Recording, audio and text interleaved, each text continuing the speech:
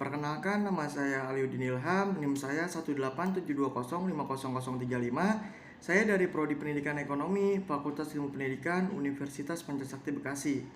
Adanya saya di sini, saya ingin memenuhi tugas ujian akhir semester saya, UAS Sosial Media, dengan dosen pengampu yang terhormat Bapak Joni Tesmanto, SOS MM. Pertama-tama di sini saya akan menjelaskan tentang hukum dan etika sosial media. Etika adalah suatu ucapan dan tindakan seseorang mengenai baik dan buruk. Etika berkaitan dengan dua hal, yaitu yang pertama, norma adalah aturan yang berlaku dan diyakini oleh masyarakat yang disertai dengan sanksi atau ancaman apabila tidak mengikutinya.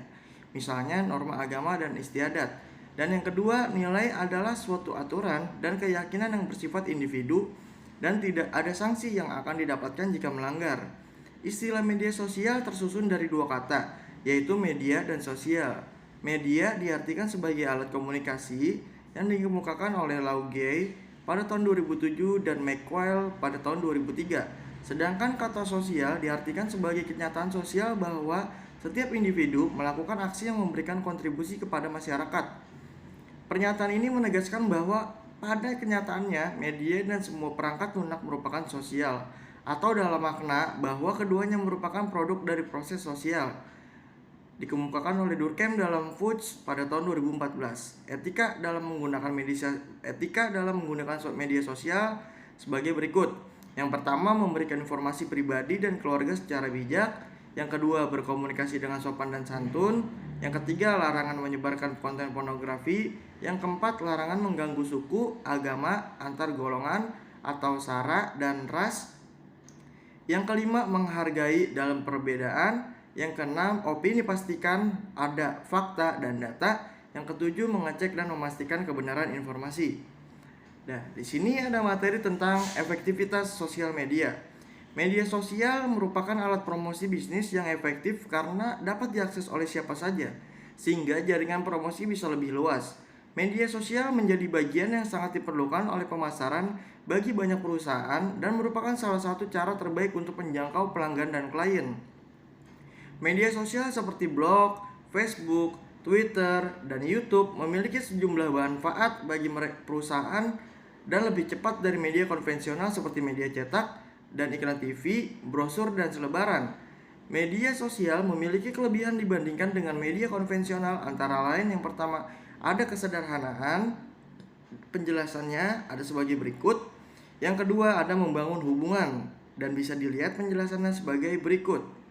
Oke, selanjutnya yaitu dengan sistem tracking yang mudah, pengiriman pesan dapat terukur sehingga perusahaan langsung dapat mengetahui efektivitas promosi. Tidak demikian dengan media konvensional yang membutuhkan waktu yang lama.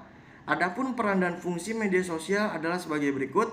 Yang pertama, ada administrasi, pengorganisasian profil karyawan perusahaan dalam jaringan sosial yang relevan dan relatif di mana posisi pasar Anda sekarang, pembentukan pelatihan kebijakan media sosial dan pendidikan untuk semua karyawan pada penggunaan media sosial, pembentukan sebuah blog, organisasi, dan integrasi konten dalam masyarakat yang relevan, riset pasar untuk menemukan di mana pasar Anda. Yang B, mendengarkan dan belajar, pembuatan sistem pemantauan untuk mendengar apa yang pasar Anda inginkan, apa yang relevan dengan mereka. Yang C, berpikir dan perencanaan. Dengan melihat tahap 1 dan tahap 2, bagaimana Anda akan tetap di depan pasar dan bagaimana Anda berkomunikasi ke pasar. Bagaimana teknologi sosial meningkatkan efisiensi operasional hubungan pasar. Dan selanjutnya ada pengukuran. Menetapkan langkah-langkah efektif sangat penting untuk mengukur apakah metode yang digunakan, isi dibuat, dan alat yang Anda gunakan efektif dalam meningkatkan posisi dan hubungan pasar Anda. Oke, selanjutnya ada topik manajemen program sosial media. Digital marketing adalah salah satu media pemasaran yang saat ini sedang banyak diminati oleh masyarakat untuk mendukung berbagai kegiatan yang dilakukan. Mereka sedikit demi sedikit mulai meninggalkan model pemasaran konvensional atau tradisional, beralih ke pemasaran modern yaitu digital marketing. Perkembangan teknologi membuat konsumen memanfaatkan teknologi untuk memenuhi kebutuhan sehari-hari. Hal ini dapat dilihat dari seberapa banyak konsumen menggunakan fasilitas teknologi informasi dalam memenuhi informasi yang dibutuhkannya. Salah satunya yaitu penggunaan internet. Internet berkembang pesat dan menjadi salah satu sumber informasi yang dapat diakses dengan mudah yang mengakibatkan arus perubahan konsumen dalam memenuhi gaya hidup. Sebenarnya, marketing merupakan pengembangan dari marketing tradisional, di mana marketing tradisional adalah suatu proses pemasaran melalui media komunikasi offline seperti melalui penyebaran brosur, iklan di televisi dan radio, dan lain sebagainya. Setelah maraknya internet dan kemudahan komunikasi yang ditawarkannya, maka penerapan marketing pada perusahaan mulai mengadopsi media internet yang kemudian disebut sebagai electronic marketing.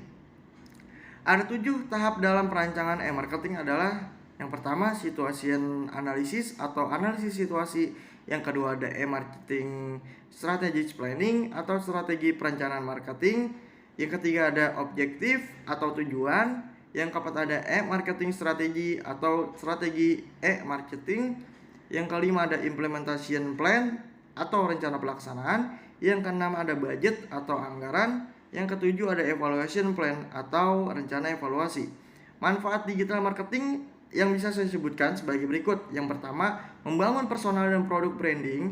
Yang kedua, dapat menjangkau target pasar. Yang ketiga, lebih ramah di kantong atau murah, teman-teman. Seperti itu.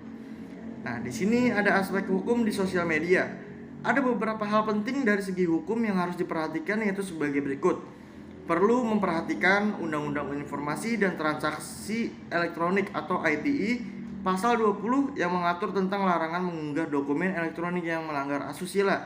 Yang B, perlu memperhatikan UU ITE pasal 28 yang mengatur tentang berita hoaks atau berita bohong.